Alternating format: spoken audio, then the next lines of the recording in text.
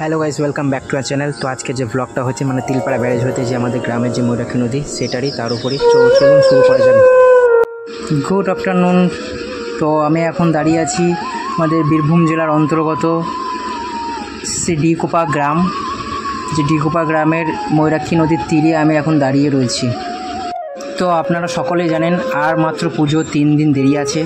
তো 3 দিনের আমাদের ময়ূরাক্ষী নদীর যে দৃশ্য, যে আগমনীর মায়ের যে আগমনীর দৃশ্য, সেই দৃশ্যটা আপনাদেরকে দেখাবো, যে গোটা নদী কেমন কাশফুলে পরিপূর্ণ হয়ে আছে। আপনাদেরকে গোটা নদীর একবার দৃশ্যটা আপনাদেরকে দেখাবার চেষ্টা করব। তো চলুন শুরু করা যাক। তো এটা দেখতে পাচ্ছেন যে এই প্রসেশনটা হচ্ছে নদীর ঠিক তীর। এই যে এই সোজা রাস্তাটা এই যে গ্রামের দিকে ঢুকেছে, তো যখন বন্যা হয় এগুলো তখন জল ঢুকে যায়।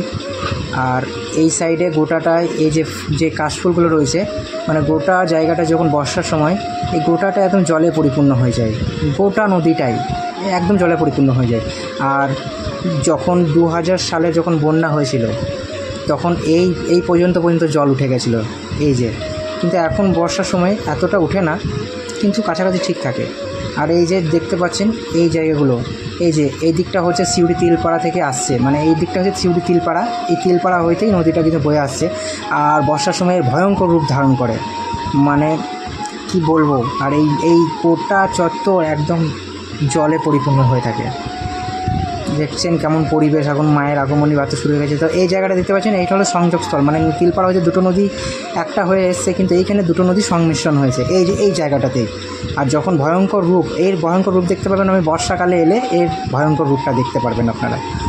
আর এখন মায়ের আগমনী আপনারা বুঝতেই পারছেন যে গোটা নদী একদম কাশফুলে পরিপূর্ণ হয়ে আছে। 6 ফুট 5.5 ফুট 6 ফুটের আকারে কাশফুলগুলো হয়েছে।